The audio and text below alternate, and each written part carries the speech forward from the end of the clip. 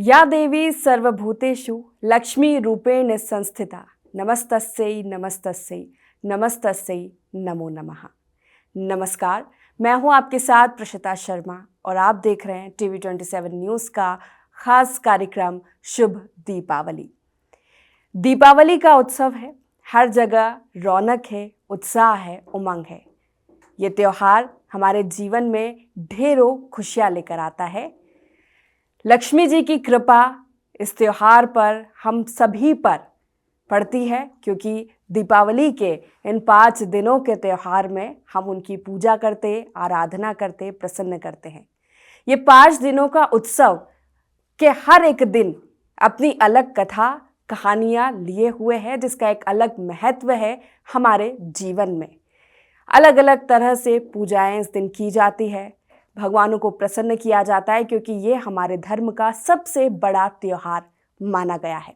अगर मैं कहूँ कि मुख्य दिन, जिस दिन माँ लक्ष्मी की आराधना होती है, जिस दिन के लिए हम महीनों पहले से तैयारियां शुरू कर देते हैं, चाहे घर की साफ़ सफाई हो, रंग रोगन करवाना हो, घरों के आंगन में दीप जलाने हो, या फिर रंगोलियों से और चौखट पर तोरण सजाने से घर को सजाना हो, ये तमाम तैयारियां आज ही के दिन के लिए की जाती है, माँ लक्ष्मी को प्रसन्न करने के लिए की जाती है। आज के दिन का बहुत महत्व बताया गया है और बहुत ही ज़्यादा महत्वपूर्ण हमारे धर्म में इस दिन को माना जाता है। इस दिन की सबसे पहले तो विशेष कथा क्या वर्णित की गई है, किस तरह से वर्णित की गई है, वो आपसे जानना चाहेंगे आचार्य जी। नमस्तेस्तु महामाये श्री पीठे सुरपूजिते शंख चक्र गदा हस्ते महालक्ष्मी नमोस्तुते। जब समुद्र मंथन हो रहा था उस समय भगवती लक्ष्मी प्रकट हुई। लक्ष्मी यानी कि समस्त जितनी भी वस्तुएं हैं उसमें अविद्या और विद्या इसके रूप में जो स्थापित है वही भगवती लक्ष्मी है। यानी कि जितना इस संसार में वैभव है और जितना दारिद्र्य है वो लक्ष्मी जी का ही विस्तार है। लेकिन अपने को ये पहचानना पड़ता है कि भगवती लक्ष्मी दरिद्रता के रूप में कब व्याप्त हो जाती हैं और संपन्नता के रूप में कब व्याप्त हो जाती हैं। भगवती लक्ष्मी जब वहां प्रकट हुई तो सभी लोग चाहते थे कि उनका वरण कर लें। सब लोग जितने भी वहां पे दैत्य थे वो चाहते थे कि लक्ष्मी जी उनके साथ हो जाएं, और जितने देव थे वो चाहते थे कि उनके साथ हो जाएं। लेकिन एक वहां ऐसे देव थे जो कुछ नहीं चाहते थे। बिन मांगे मोती मिले और मांगे मिले न धूर। जो कुछ नहीं चाहता है, सिर्फ भगवान का प्रेम चाहता है। जो संबंधों में सिर्फ प्रेम चाहता है उसे सब कुछ प्राप्त होता है, और जो संबंधों में स्वार्थ ढूंढता है एक दिन उसकी थूथू हो जाती है। इसलिए जब भगवान श्री विष्णु वहां बैठे रहे, उन्होंने सहज रूप से बैठे रहे, तो भगवती लक्ष्मी उनके पास गई और उनका वरण कर लिया। क्योंकि वो भगवान श्री विष्णु सत्य व्रतम सत्य परंति सत्यम सत्यस्य योनि निहतम ते सत्यम, यानी कि भगवान श्री हरि विष्णु वो सत्य हैं, स्वयं सत्य हैं। यस्य स्मरण मात्रेण जन्म संसार बंधनात् विमुच्यते नमस्तस्मै विष्णवे प्रभ विष्णवे। जिसका नाम लेने से व्यक्ति बाहर और अंदर दोनों तरफ पवित्र हो जाता है। ऐसी पवित्र जगह पे जाकर भगवती लक्ष्मी जी ने उनका वरण कर लिया। वो भगवती लक्ष्मी उस दिन प्रकट हुई। दूसरा, दिवाली का एक विशेष महत्व यह है कि देखिए, जब नवरात्रि में 9 दिन तक व्यक्ति पॉजिटिव एनर्जी से घिर जाता है, जब उसे पता चलता है कि मेरे अंदर 9 देवियां हैं, फिर वो अपनी कामनाओं, अपनी वासनाओं, अपनी दरिद्रता पर प्रहार करता है, अपने अहंकार पर जब वो प्रहार करता है तो वो रावण पर विजय प्राप्त करता है। और जब उसके हृदय में सत्य स्थापित हो जाता है तो नित्य वो रंगोलियां सजाने लगता है, प्रतीक्षा करता है कि कब उसके जीवन में प्रकाश आएगा। और प्रकाश तो तभी आता है जब भगवान श्री राम आते हैं, जब हृदय में विश्राम आता है, जब राम आते हैं तो जीवन में प्रकाश आता है। और जब प्रकाश आता है तो गाय के घी से निर्मित दीपक जलाए जाते हैं। एक बुझा हुआ दीपक है और एक जला हुआ दीपक है। जले हुए दीपक से बुझे हुए दीपक को जलाइए तो वो भी प्रकाशमान हो जाएगा। इसलिए जितने अयोध्या के लोग थे उनके हृदय रूपी जो बुझा हुआ दीपक था उसमें राम रूपी प्रकाश करने के लिए उस दिन उन्होंने भगवान का स्वागत दीपक से किया। तो भगवान श्री राम के स्वागत में घर घर दीप जलाए गए। ये दीपावली का विशेष महत्व है, ये उसकी पौराणिक कथा है। बिल्कुल, जिस तरह से बहुत ही सुंदर ढंग से आपने इसे प्रस्तुत किया है, वर्णित किया है आचार्य जी, और निश्चित ही श्री राम से जुड़ा यह दिन है, माँ लक्ष्मी से जुड़ा ये दिन है और बहुत ही उत्साह का दिन है। अलग ही खुशियाँ सभी के जीवन में आती है, जिसका इंतज़ार हम शायद पूरे साल करते हैं कि दीपावली पे बहुत कुछ लोग नया शुरू करते हैं, नया घर में लेकर आते हैं। लेकिन माँ लक्ष्मी की, श्री राम की जो पूजा की जाती है, उसी से हम शुरुआत करना चाहेंगे कि किस तरह से माँ लक्ष्मी की इस दिन पूजा की जाए, क्योंकि उसी का बहुत महत्व बताया गया है। फिर धीरे धीरे करके कई सवाल है कि इस बार की दिवाली कितनी खास है। प्रशिता जी, भगवती लक्ष्मी जो है वो भगवान श्री विष्णु के पैरों को दबाती रहती हैं, और जैसे तमाल के पत्ते पर, तमाल के वृक्ष पर, तमाल के पत्ते पर भ्रमरी लिपटी रहती है और तमाल के पुष्पों, अर्ध खिले हुए पुष्पों से पराग चुराती रहती है, वैसे ही भगवती भगवान श्री हरि विष्णु के चरण कमलों में लिपटी रहती हैं।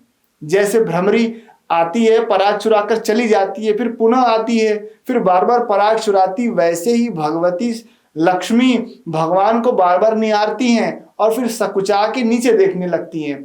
वही भगवती लक्ष्मी जो समस्त देवताओं के सहित इंद्र का जो वैभव है, वो वैभव भी किसी को देने में सामर्थ्यवान है। उनके अर्ध खुले हुए नेत्र, यानी पूर्ण रूप से उनके नेत्र नहीं खुले हैं, थोड़ा थोड़ा वो देख रही हैं, और उन नेत्रों से वो हमारे ऊपर कृपा कटाक्ष कर दें, यानी तिरछी नजर से हमें वो देख लें, ऐसे भक्त के मन में इच्छा रहती है। और जिसके ऊपर वो तिरछी नजर से देख देती हैं, उसकी दरिद्रता नष्ट हो जाती है, वो वैभवशाली हो जाता है, वो संपन्न हो जाता है। तो इस दिन माँ भगवती लक्ष्मी जी का पूजन करना चाहिए। भगवती लक्ष्मी का पूजन करने के लिए सर्वप्रथम हमारे घर में जो गौरी गणेश बैठे थे, वो गौरी गणेश का पूजन करके फिर एक सुंदर कलश स्थापन करना चाहिए, जैसा कि पूर्व में बताया गया है। कलश स्थापन के बाद में कलश का पूजन करें। कलश स्थापन के बाद में, पूजन के बाद में षोडश मातृका, सप्तघृत मातृका का पूजन करना चाहिए, और उसके बाद में बगल में जो नवग्रह और अधिप्रत्यधि पंच लोकपाल और 10 दिक्पाल देवता है, उनका पूजन करना चाहिए। पूजन के लिए माँ भगवती को विविध सामग्रियां, विविध भोग, विविध पुष्प, विविध वस्तुएं उनको भेंट की जाती हैं। भगवती लक्ष्मी को सिंघाड़ा भेंट किया जाता है, उन्हें लावा, जिसे लाछा कहते हैं, वो भेंट किया जाता है। भगवती लक्ष्मी को धनिया भेंट की जाती है, खड़ी धनिया। भगवती लक्ष्मी को घी से, गाय के घी से निर्मित मिठाइयां अर्पित की जाती हैं। भगवती लक्ष्मी कैसी हैं? जो नील कमल होता है, नीला कमल होता है, उस नीले कमल के मध्य में जो सुंदर कलर होता है, जो रंग होता है, वो रंग सी सुनहरी भगवती लक्ष्मी है, ऐसा कनक धारा में वर्णित है। तो वह ऐसी भगवती लक्ष्मी को कमल बहुत प्रिय है, क्योंकि भगवती लक्ष्मी जगह जगह अलग अलग रूपों में विद्यमान है। कहीं अनिद्रा के रूप में, कहीं अविद्या के रूप में, कहीं दारिद्र के रूप में, कहीं अलक्ष्मी के रूप में, और कहीं भगवती संपन्नता के रूप में विद्यमान है, कहीं पर ज्ञान के रूप में, कहीं बुद्धि के रूप में, कहीं बल के रूप में, कहीं काली के रूप में विद्यमान है। लेकिन भगवती महालक्ष्मी कमल में महालक्ष्मी के रूप में विद्यमान है। इसलिए भगवती को कमल का पुष्प अत्यंत प्रिय, उन्हें नील कमल भी चढ़ाना चाहिए। इसके साथ में अंबा नानाविध पुष्पाणी, अलग अलग प्रकार के लाल, पीले, नीले, गुलाबी पुष्प उन्हें अर्पित करने चाहिए। माँ भगवती को सुंदर एक गजरा भेंट करना चाहिए। ये सुंदर सामग्री माँ भगवती के लिए उस दिन खरीद कर लेकर आए मार्केट से। जिनके पास कुछ व्यवस्था नहीं है, वो एक पुष्प भी अगर भगवान को भेंट कर देंगे तो भगवान उससे प्रसन्न हो जाएंगे, माता उनसे प्रसन्न हो जाएंगी। लेकिन किसी श्रेष्ठ विद्वान आचार्य को बुलाकर, किसी पंडित को बुलाकर अपने घर में पूजन का जो क्रम है उसे इस प्रकार करना चाहिए कि सर्वप्रथम जो भगवती लक्ष्मी और गणेश जी की प्रतिमा है उसका स्नान कराना चाहिए। पाद्य, अर्घ, आचमनी से स्नान कराकर पंचामृत से स्नान कराना चाहिए। उस मूर्ति का श्री सूक्त से अभिषेक करना चाहिए। अभिषेक करने के बाद में क्रमशः उन्हें वस्त्र अर्पित करें, यज्ञोपवीत सभी देवताओं को अर्पित करें, अष्टगंध का तिलक लगाएं, सिंदूर, रोली, अबीर, गुलाल इत्यादि उन्हें अर्पित करना चाहिए। अक्षत चढ़ाना चाहिए, सुंदर पुष्पों की माला भेंट करें, कमल दल भेंट करें, और इसके बाद में माँ भगवती लक्ष्मी का अर्चन करना चाहिए। कमल गट्टे से माँ भगवती का अर्चन करना चाहिए। 108 अथवा 1008 नामों से अर्चन करना चाहिए।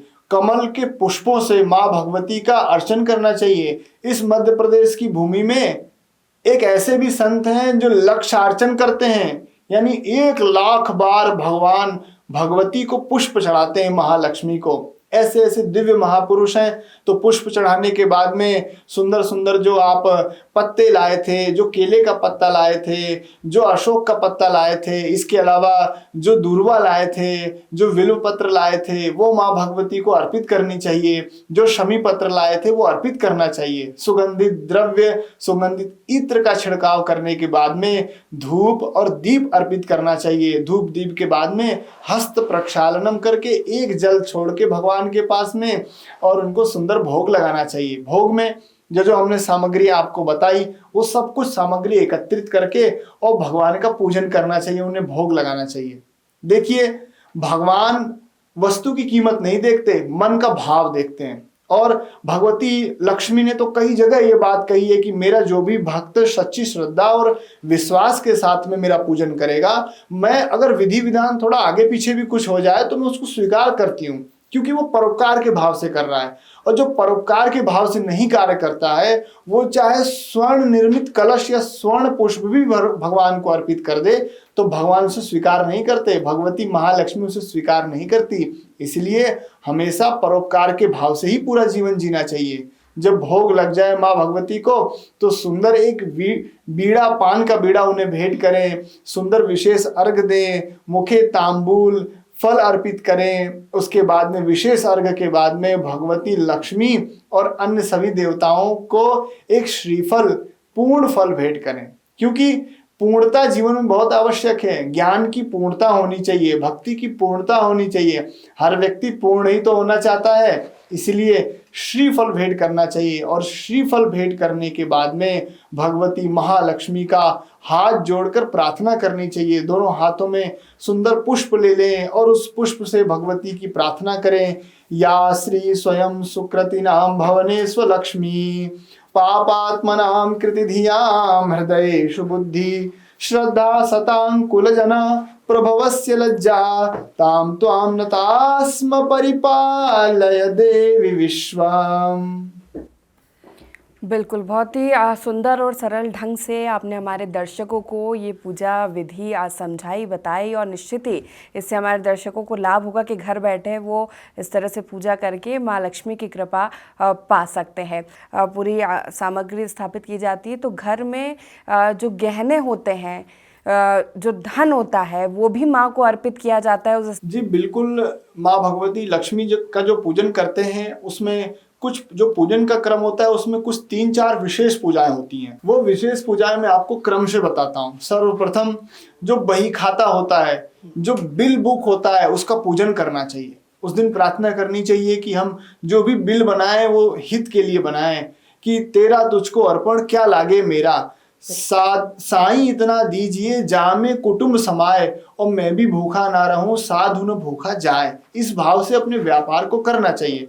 जैसे एक मधुमक्खी एक पुष्प में से उतना ही पराग चुराती जितनी उसको आवश्यकता हो, वो स्टोर करके नहीं रखती है, वो उतना ही पेट भरती जितनी उसको आवश्यकता है, लेकिन उससे फिर वो शहद का निर्माण करती है।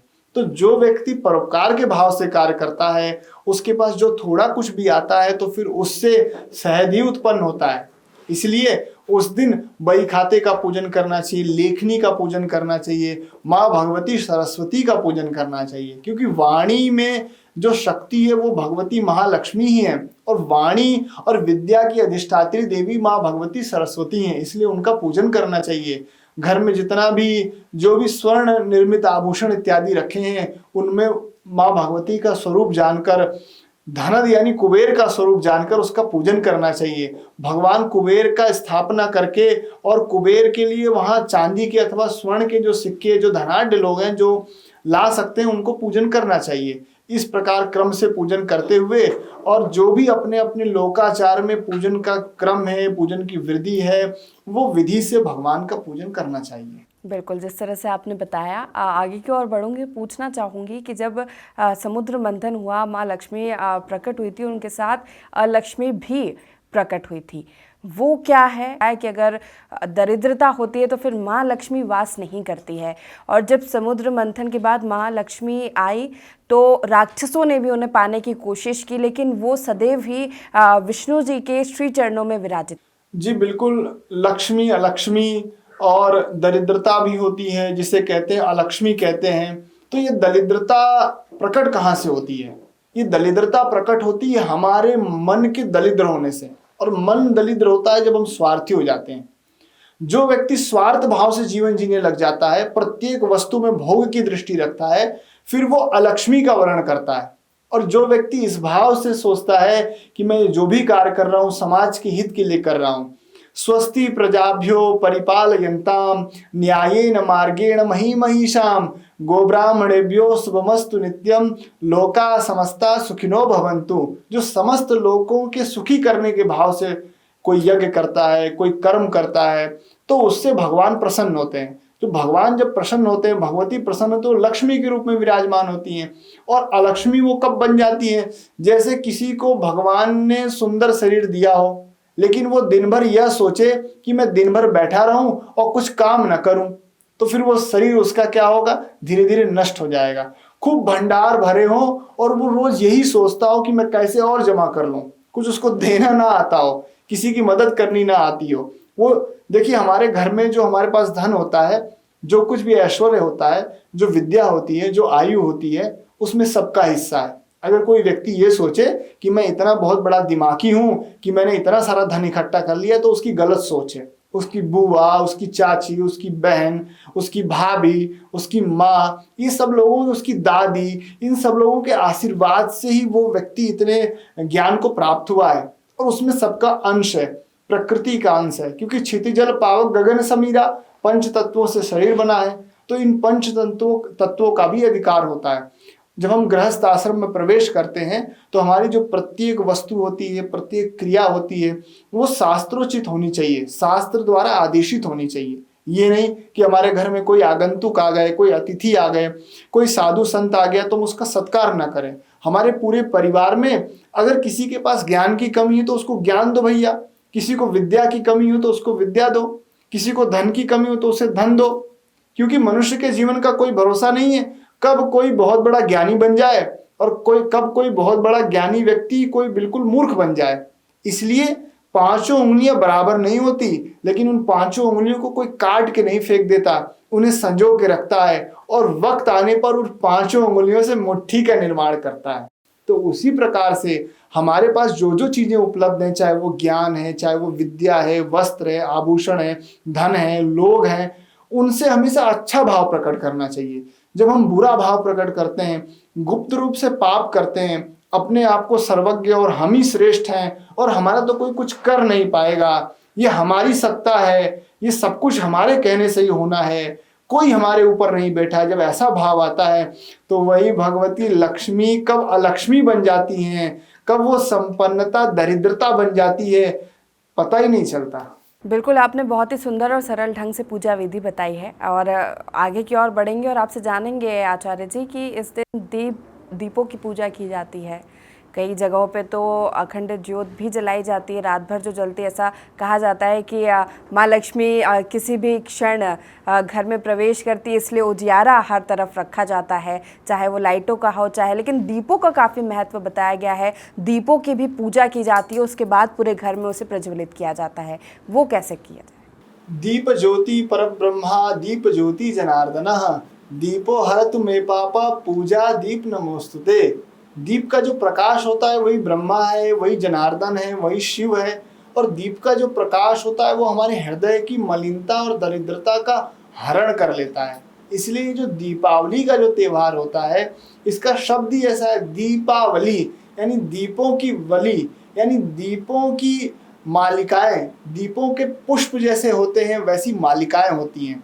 तो इस दिन, दीपावली के दिन, विशेष पूजन दीपकों का करना चाहिए। हमारे घर में 31 अथवा 21 अथवा 51 दीपक जलाने चाहिए। गाय के घी से निर्मित दीपक जलाने चाहिए। वैसे तो कहा गया है कि दीप से दीप नहीं जलाना चाहिए, परंतु दिवाली का एक ऐसा दिन होता है, दीपावली का एक ऐसा दिन होता है जिस दिन दीपक से दीपक जलाते हैं। अपने हृदय रूपी दीपक से दूसरे के हृदय रूपी दीपक को जलाकर उसके हृदय में जो अंधकार है उसको प्रकाश में बदलते हैं, जो उसमें अज्ञानता फैल गई उसको प्रकाश में बदलते हैं।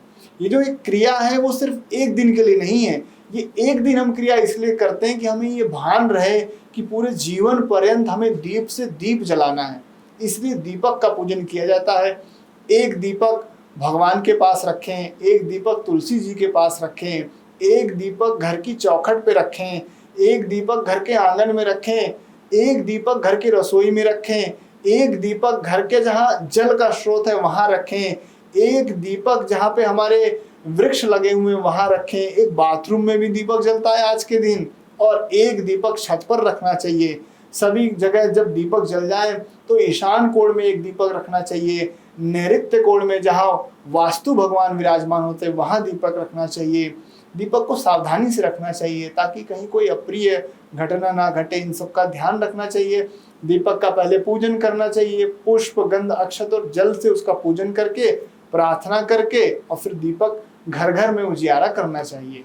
बिल्कुल, आगे की ओर बढ़ेंगे। और विशेष मुहूर्त, किस मुहूर्त में दीपों की पूजा की जाए माँ लक्ष्मी की, क्योंकि संध्या काल के समय ही माँ लक्ष्मी की पूजा की जाती है घरों में, और उसके बाद हर तरफ उजियारा दिखाई देता है। तो इस बार क्या विशेष मुहूर्त है, किस काल में विशेष पूजा से माँ लक्ष्मी प्रसन्न होंगी? देखिए, इस बार जो दीपावली है वो 20 तारीख को पड़ रही है, 20 अक्टूबर को पड़ रही है, लेकिन कुछ विद्वान हैं वो कह रहे हैं कि 21 तारीख को भी पड़ रही है। क्योंकि दोनों ही विद्वान है, वो भी विद्वान है और वो भी विद्वान है, तो जिसका जिसके साथ मन कर रहा है उसके साथ जा रहा है वो। लेकिन हमारे जो क्षेत्र है, हमारे क्षेत्र में 20 तारीख की दीपावली कही जा रही है। विद्वान लोग यही बता रहे हैं, वहाँ के जो लोकल के विद्वान हैं, जो पंचांग निर्माण करता है, वो 20 तारीख को लिख रहे हैं। 20 तारीख को 5:41 पे सूर्य अस्त हो रहा है, तो सूर्य अस्त से 25 मिनट पूर्व और उसके बाद करीब 25 मिनट तक, यानी कि 5:15 लगभग से और 6:15-20 तक ये प्रदोष वेला का काल रहेगा। और ये पूरा काल यहाँ से प्रारंभ होगा, फिर लगभग 7 बजे के आसपास वृषभ लगन लग जाएगी। तो वृषभ लगन में माँ भगवती का स्थिर पूजन करना चाहिए। जब मुहूर्त की तरफ हम जाते हैं तो वृषभ लगन और स्थिर लगन की प्रधानता होती है। देखिए, प्रदोष वेला में लक्ष्मी पूजन का ऐसा शास्त्र में आदेश है, परंतु वृषभ लगन में भी पूजन करना चाहिए क्योंकि वो स्थिर लगन होती है। उसके बाद में फिर वो पाठ पूजन जो कुछ भी वो चलता रहता है। फिर मध्य रात्रि में 1:26 से 3:40 तक सिंह लगन है, वो लगन भी स्थिर लगन है। उस लगन में भी माँ भगवती का पूजन कर सकते हैं। आज के दिन जितने व्यापारी लोग हैं वो व्यापार स्थल पर सुबह पूजन जो करते हैं उनके लिए 21 तारीख को भी पूजन ग्राही है। 21 तारीख को प्रातःकालीन सुबह 8 बजे से लेके 9:30 तक और मध्याह्न में 11 से 1 के बीच में खूब सुंदर पूजन किया जा सकता है। 20 तारीख को मध्याह्न में अथवा प्रातःकालीन भी पूजन किया जा सकता है। उसके अलावा विविध अनुष्ठान किए जाते हैं भगवती महालक्ष्मी की, जिन्हें प्राप्ति करनी हो, जिनका कहीं कुछ धन अटका हो, जिनका कोई व्यापारिक कोई रुकावट आ रही हो, कहीं कोई मकान का काम अटका हो, कुछ दिक्कतें आ रही हो, किसी ने धन ले लिया और वो दे ना रहा हो, ऐसी स्थिति में भी माँ भगवती का पूजन करना चाहिए। विविध मंत्रों से एक मंत्र है, ओम श्रीम ह्रीम श्रीम कमले कमलालय प्रसीद प्रसीद श्रीम ह्रीम श्रीम महालक्ष्मी नमः। इस मंत्र से माँ भगवती का पूजन करना चाहिए। श्री सूक्त के शताधिक पाठ करने चाहिए, अधिक से अधिक श्री सूक्त के पाठ करने चाहिए। श्री सूक्त से माँ भगवती महालक्ष्मी महामाया का अभिषेक करना चाहिए। इसके अलावा महालक्ष्मी अष्टकम का पाठ करना चाहिए, 100 से भी अधिक पाठ करना चाहिए। इस प्रकार से पाठ करने से माँ भगवती महालक्ष्मी प्रकट होती हैं, प्रसन्न होती हैं, वरदान देती हैं। बिल्कुल, इस दिन पंडित जी विशेष उपाय भी किए जाते हैं। जिनके व्यापार होते हैं, माँ लक्ष्मी की कृपा बनी रहे, उसके लिए विशेष उपाय आज के दिन कई लोग करते हैं। विशेष पूजा की जाती है माँ लक्ष्मी को प्रसन्न करने के लिए और स्थिर लक्ष्मी के लिए, कि वो स्थिरता बनी रहे। उसके लिए क्या विशेष उपाय है आज के दिन जो किए जाए? देखिए, दीपावली के दिन वैसे तो बहुत सारे छोटे छोटे उपाय हैं, लेकिन मुख्य उपाय तो मैंने आपको बताए कि घर में साफ सफाई करनी चाहिए, बड़ों का आदर करना चाहिए, सम्मान करना चाहिए, सुंदर पकवान बनाने चाहिए, सुंदर पूजन की व्यवस्था करनी चाहिए, किन देवताओं की स्थापना करनी चाहिए, ये भी सब कुछ मैंने आपको बताया। कैसे जीवन यापन करना चाहिए, ये सब कुछ मैंने आपको बताया। क्योंकि हमें स्थिर लक्ष्मी चाहिए, आजीवन हमारे घर में चिरकाल तक लक्ष्मी बनी, हमें ऐसी व्यवस्था करनी है। 2-4 साल के लिए लक्ष्मी जी आ जाए ऐसा नहीं चाहिए हमें, इसलिए सब व्यवस्थाएं करनी चाहिए। लेकिन उसके अलावा भी कुछ लोग जो तंत्र के कुछ प्रयोग करना चाहते हैं, कुछ विशेष करना चाहते हैं, उनके लिए एक प्रयोग है कि एक लाल कपड़ा लीजिए और उस लाल कपड़े में कौड़ी रख दीजिए, गोमती चक्र रख दीजिए, एक चांदी का सिक्का रख दीजिए, थोड़ी धनिया रख दीजिए और कमल गट्टा रख दीजिए और उसकी गठरी बांध लीजिए और उस गठरी को 1 वर्ष के लिए अपने व्यापार स्थल पे किसी पवित्र जगह पे पवित्र वस्तु में रख दीजिए और उसमें भगवती लक्ष्मी का पूजन करके उनको स्थापित कर दीजिए। ऐसा करने से भगवती प्रसन्न होंगी। देखिए, अगर आपके मन में विचार अच्छे हैं तो ही भगवान या देवी देवता आपका सपोर्ट सहायता करेंगे। अगर आपके विचार में कुदृष्टि है, लालच है, लोभ है, तो कब आपके घर की लक्ष्मी गायब हो जाएगी, जैसे रावण के घर की लक्ष्मी गायब हो गई, वैसे ही कब आपके घर की लक्ष्मी गायब हो जाएगी कोई गारंटी नहीं है। इसलिए हमेशा ऐसा कार्य करना चाहिए जैसे भगवती लक्ष्मी भगवान श्री राम के घर सदैव विद्यमान रही, वैसा कार्य करना चाहिए। बिल्कुल पंडित जी, आज के दिन किन विशेष मंत्रों का जाप किया जाए, या किसी कोई विशेष परिस्थिति में जो माँ की पूजा नहीं कर पा रहा है लेकिन कृपा बनी रहे, क्या विशेष मंत्रों का उच्चारण किया जाए? विशेष मंत्र उस दिन यह है कि एक बार की बात है, शंकराचार्य भगवान गए भिक्षा मांगने के लिए और उन्होंने एक बूढ़ी अम्मा के घर का दरवाजा खटखटाया। अम्मा सकुचा गई और वो आई, देखती है तो कोई द्वार पे कोई साधु, कोई आगंतुक भिक्षा के लिए खड़ा है और उसने कहा कि मैं अभी कुछ लेकर आती हूँ। अपने घर में गई और उसने घर में जगह जगह कोने कोने में देखा, एक चावल का दाना भी नहीं मिला। और फिर एक अटरिया पर वहां पर एक पुरानी कोई बोतल रखी थी, उसमें एक सूखा आंवला रखा था। वो बूढ़ी अम्मा रोती हुई आई और उसने वो सूखा हुआ आंवला भगवान शंकराचार्य के भिक्षा पात्र में जैसे ही डाला, भगवान शंकराचार्य के आंखों से झरझर झरझर अश्रु बहने लग गए। और फिर उन्होंने कहा कि अंगम हरे पुलक भूषण माश्रयन्ति भृंगांगनेव मुकुलाभरणं तमालम अंगीकृताखिल विभूतिरपांग लीला मांगल्यदास्त मम मंगल देवताया। उन्होंने कनक धारा का पाठ किया, माँ भगवती लक्ष्मी कैसे कैसे कृपा बरसाती वो सब कुछ गुणगान किया। उन्होंने कहा कि हे भगवती लक्ष्मी, इंद्रादि देवताओं का जो पद है, उनका जो वहाँ सुख है, वो सुख भी तुम सहज रूप से किसी को दे देती हो, वो भगवती लक्ष्मी मेरे ऊपर कृपा कर दे। और फिर भगवती लक्ष्मी ने ऐसी कृपा करी कि उस बूढ़ी अम्मा के घर पे उसके खप्पर पर स्वर्ण के आंवलों की वर्षा होने लग गई। टप टप टप टप टप टप करते हुए स्वर्ण के आंवले गिरने लग गए। माँ भगवती की ऐसी कृपा हुई, इसी कलिकाल का वो प्रताप है। तो ऐसा मंत्रों का दिव्य प्रताप होता है। जब किसी भी मंत्र में, दुनिया में कोई भी मंत्र हो, किसी ने बनाया हो, जब किसी भी मंत्र में हम परमार्थ का भाव प्रकट करते हैं और भगवान के प्रति समर्पण का भाव प्रकट करते हैं, तो वो मंत्र कवच बन जाता है, वो ब्रह्मास्त्र बन जाता है, वो रामबाण बन जाता है, वो कभी खाली नहीं लौटता। तो इन मंत्रों का जाप करना चाहिए, महालक्ष्मी अष्टक का जाप करना चाहिए। जिस व्यक्ति के घर में किसी भी प्रकार की कोई भी दरिद्रता हो गई है, वह दुर्गा सप्तशती के 4th अध्याय का पाठ करे।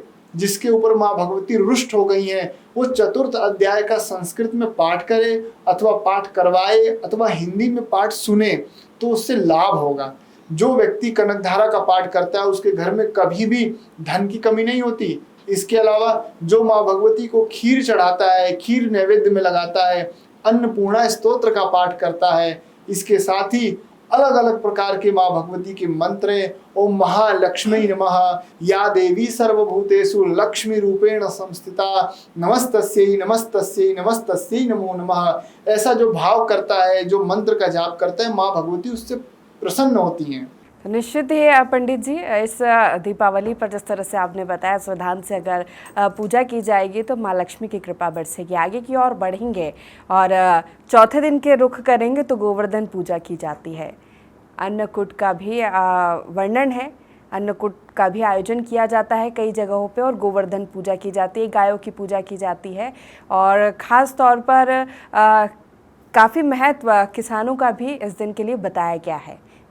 देखिए, मुखिया मुख सो चाहिए, खान पान सो एक। जो बड़ा होता है उसके अंदर बड़प्पन होना चाहिए। ऐसा नहीं होना चाहिए कि वो बस छोटों को इस दृष्टि से देखे कि हम उनका कैसे उपयोग कर लें। नहीं, जो बड़ा होता है वो राह दिखाता है, जो बड़ा होता है वो बड़ाई का पात्र बनाता है, जो बड़ा होता है वो सम्मान दिलाता है, जो बड़ा होता है वो दृष्टि रखता है कि इसके जीवन में कोई अभाव तो नहीं है, क्योंकि जीवन के उन कटीले रास्तों से वो होकर गुजरा होता है। तो उसका कर्तव्य होता है कि जो उसके पीछे जो महज्जनों ये न गता स पंथा, जहाँ महानुभाव गए हों, जहाँ अच्छे लोग गए हों, बड़े बुजुर्ग जिस रास्ते पे गए हों, छोटे सदैव उसका अनुसरण करते हैं। तो जब कोई छोटा हमारे रास्तों पे चल के आ रहा है तो उसके रास्ते पर कोई कांटा ना हो, इसकी व्यवस्था कौन करेगा? इसकी व्यवस्था, पुष्पों की व्यवस्था बड़े लोग करते हैं। लेकिन जब वो बड़ा ये सोचने लगता है कि मैं ही श्रेष्ठ हूँ, तो फिर उस बड़े का उद्धार करने के लिए फिर भगवान श्री कृष्ण सुदर्शन चक्र प्रकट करते हैं। वही हुआ, इंद्र जो था उसको ये लगने लग गया कि मैं ही सबका स्वामी हूँ, जबकि इंद्र को ये पता नहीं था कि नियति ने उसे उसके पद पे बैठाया है। जिस दिन नियति चाह लेगी उसका कोई अस्तित्व तो नहीं बचेगा। भगवान ने वही किया।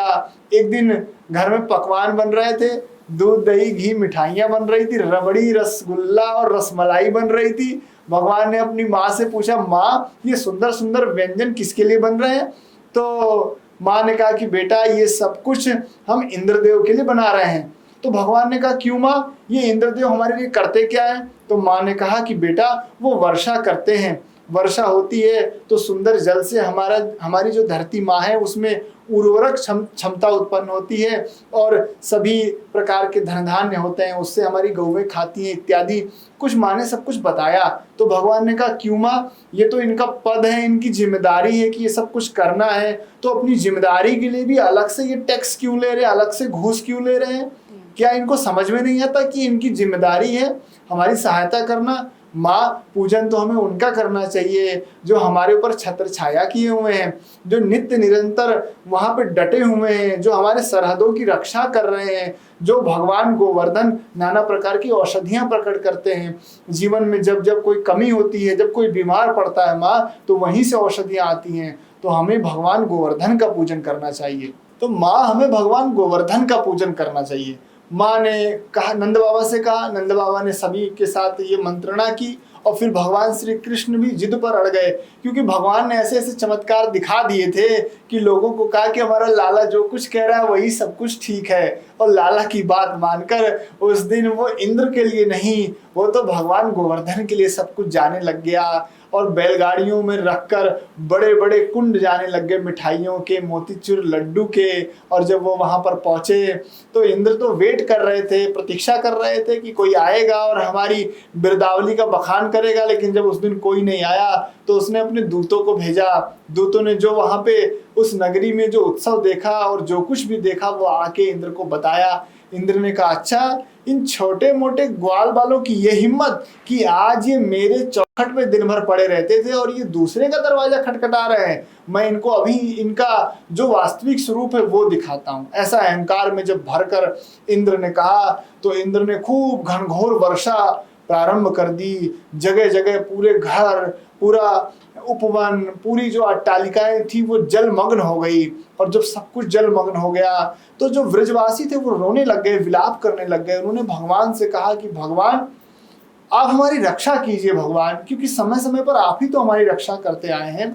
पूतना का उद्धार आपने किया, बकासुर का आपने उद्धार किया, नरकासुर का आपने उद्धार किया, सबका उद्धार आपने किया है। जब ब्रह्मदेव ने ग्वाल बालों का हरण कर लिया था तो भगवान आपने रक्षा की थी।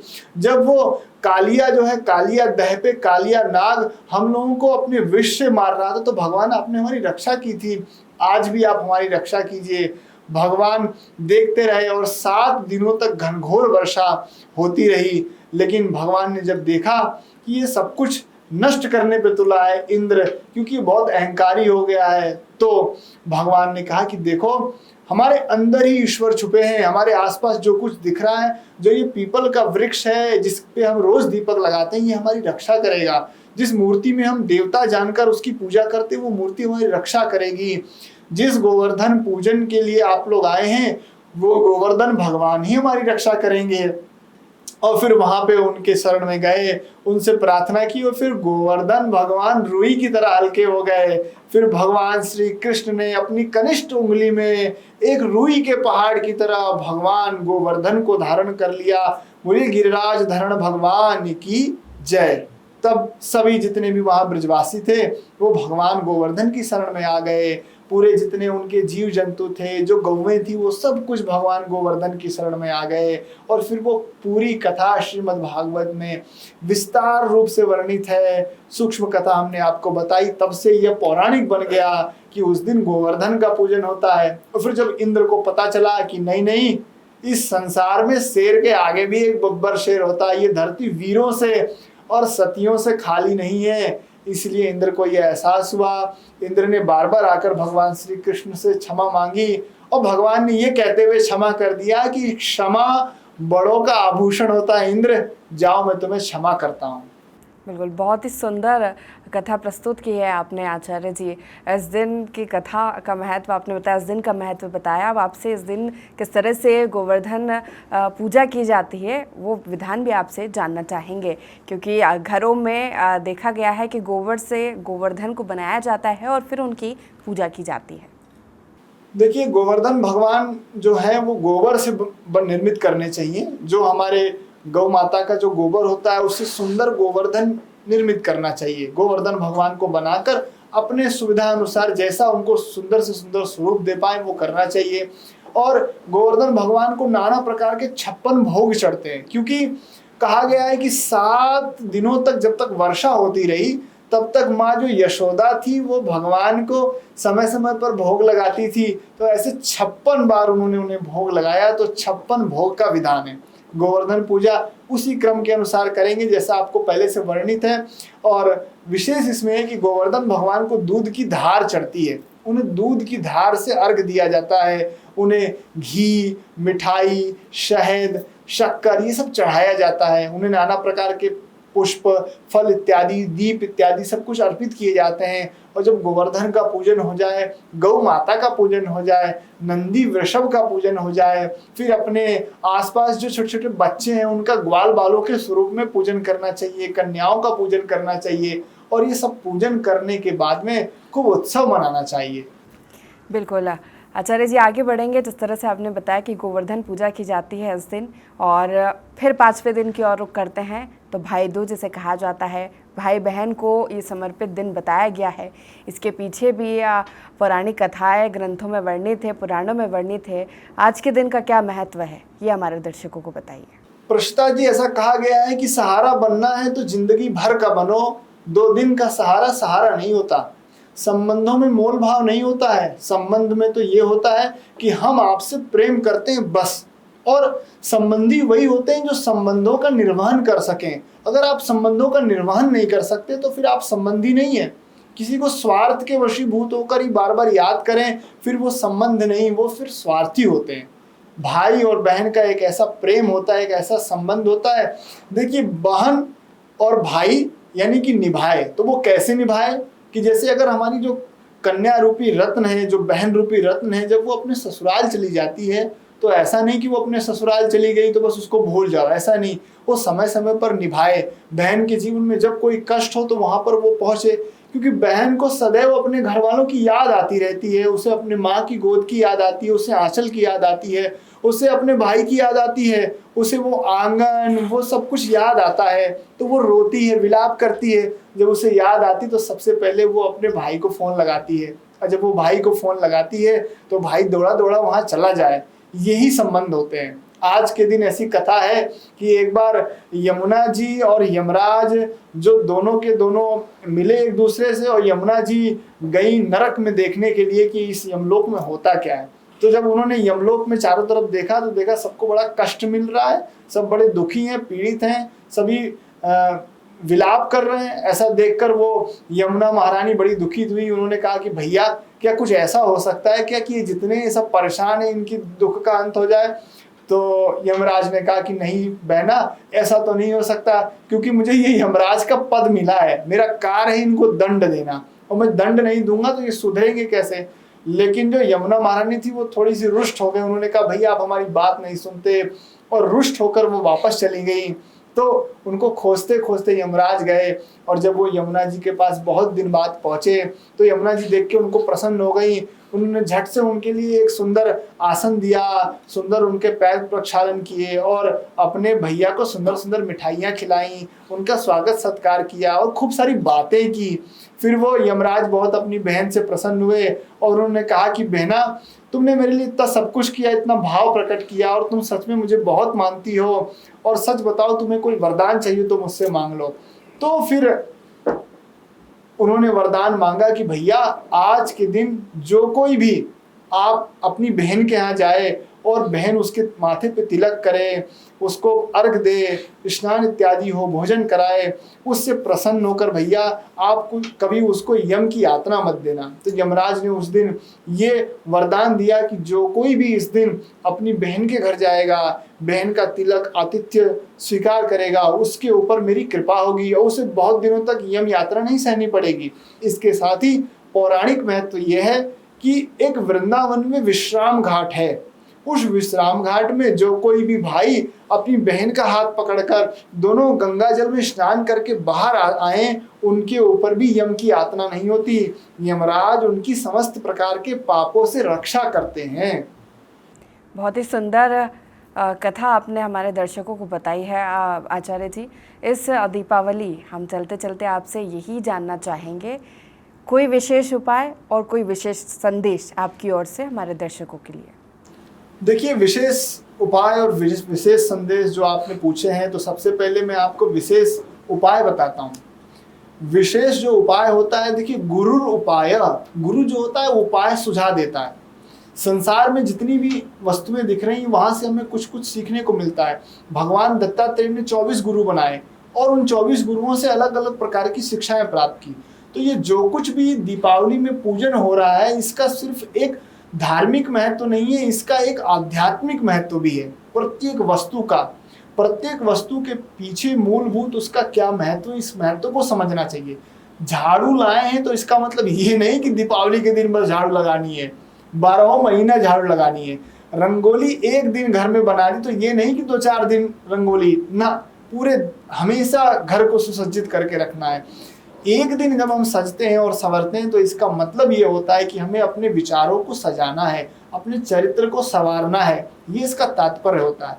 जब हम एक दिन भाई की पूजा करते हैं, भाई के माथे पे तिलक लगाते हैं, तो इसका मतलब ये नहीं कि बस उसी दिन सेल्फी ली और स्टेटस पे लगा दिया, ऐसा नहीं करना है। पूरे 12 महीने जीवन पर्यंत जब तक वो धागा जुड़ा हुआ है, जब तक उसकी डोर भगवान ने थाम रखी है, तब तक उसका वहन करना है। तो प्रत्येक जो वस्तु चढ़ाई जाती है, जैसे स्वर्ण है, तो स्वर्ण में जो चोरी का स्वर्ण होता है उसमें कलयुग विराजमान होता है, और जो चोरी का स्वर्ण नहीं होता है उसमें भगवती लक्ष्मी विराजमान होती है।